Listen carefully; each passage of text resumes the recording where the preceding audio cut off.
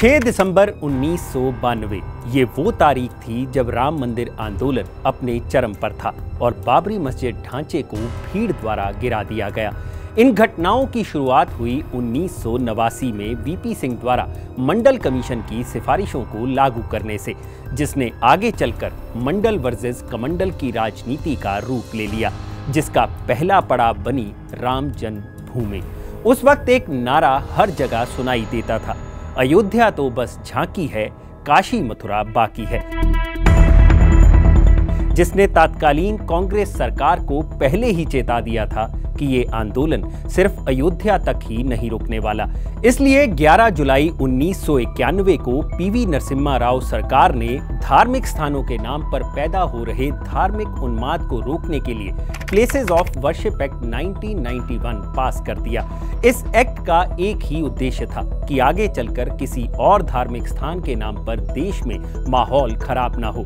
लेकिन आज 30 साल बाद चीजें फिर से बदलने लगी हैं और जो नारा आज से 30 साल पहले लगाया जाता था उसने मूर्त रूप लेना शुरू कर दिया है। काशी का ज्ञानवापी मस्जिद विवाद इसी का परिणाम है, लेकिन इस बार हालात कुछ और तरह के हैं। केंद्र में भाजपा की सरकार है जो राम मंदिर आंदोलन का अहम हिस्सा रही है, जिसके चलते अब ये लड़ाई उन्माद से इतर कानूनी हो गई है। एक तरफ मुस्लिम पक्ष प्लेसेस ऑफ वर्शिप एक्ट 1991 की दुहाई दे रहा है, वहीं हिंदू पक्ष का कहना है कि ये एक्ट संविधान के अनुच्छेद 32 के खिलाफ है, क्योंकि ये एक्ट संविधान में दिए फंडामेंटल राइट टू रिलीजन के लिए किसी भी भारतीय नागरिक को कोर्ट जाने से रोकता है।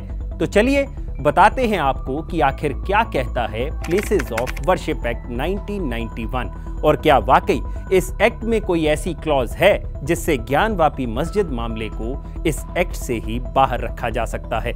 नमस्कार, मेरा नाम है भूपेंद्र सोनी और आप देख रहे हैं अनकट। तो क्या कहता है प्लेसेस ऑफ वर्शिप एक्ट 1991? ये एक्ट कहता है कि 15 अगस्त 1947 से पहले अस्तित्व में आए किसी भी धर्म के पूजा स्थल को किसी दूसरे धर्म के पूजा स्थल में नहीं बदला जा सकता। यदि कोई इस एक्ट का उल्लंघन करने का प्रयास करता है तो उसे जुर्माना और 3 साल तक की जेल भी हो सकती है।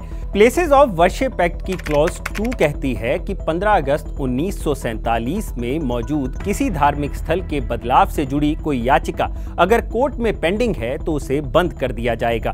क्लॉज 3 के मुताबिक किसी भी धार्मिक स्थल को पूरी तरह या आंशिक रूप से किसी दूसरे धर्म में बदलने की अनुमति नहीं है। यही नहीं, इस क्लॉज के तहत किसी धार्मिक स्थान को उसी धर्म के अलग खंड में भी बदलने की अनुमति नहीं दी गई है। वहीं प्लेसेस ऑफ वर्शिप एक्ट की क्लॉज 4 सब क्लॉज 1 के मुताबिक 15 अगस्त 1947 को किसी पूजा स्थल का चरित्र जैसा था उसे वैसा ही बरकरार रखा जाएगा। क्लॉज 4 सब क्लॉज 2 उन मुकदमों और कानूनी कार्रवाइयों को रोकने की बात करता है जो प्लेस ऑफ वर्शिप एक्ट के लागू होने की तारीख पर पेंडिंग थे। वहीं क्लॉज 5 ये साफ करता है कि ये एक्ट राम जन्मभूमि बाबरी मस्जिद मामले और इससे संबंधित किसी भी मुकदमे, अपील या कार्रवाई पर लागू नहीं होगा। लेकिन इसके अलावा और भी कई एग्जम्पशंस हैं जो इस एक्ट में दी गई हैं, जैसे places of worship act 1991 ancient और हिस्टोरिकल मॉन्यूमेंट्स पर लागू नहीं होता और ना ही ये एक्ट ऐसी आर्कोलॉजिकल साइट्स पर लागू होता है जो ancient monument and archaeological sites and remains act 1958 के अंडर आती हैं। ये एक्ट उन मामलों पर भी लागू नहीं होता जो प्लेसेस ऑफ वर्शिप एक्ट 1991 के लागू होने से पहले ही सेटल हो चुके हैं या फिर जो मामले आपसी सहमति से पहले ही सुलझा लिए गए थे, या फिर ऐसी जगह से जुड़े मामले जिन जगहों का स्वरूप आपसी सहमति से बदला गया हो, उसे भी इस एक्ट से बाहर रखा गया है। तो यहाँ सवाल ये उठता है कि ज्ञानवापी मस्जिद मामले को कोर्ट किस तरह से सुनेगा।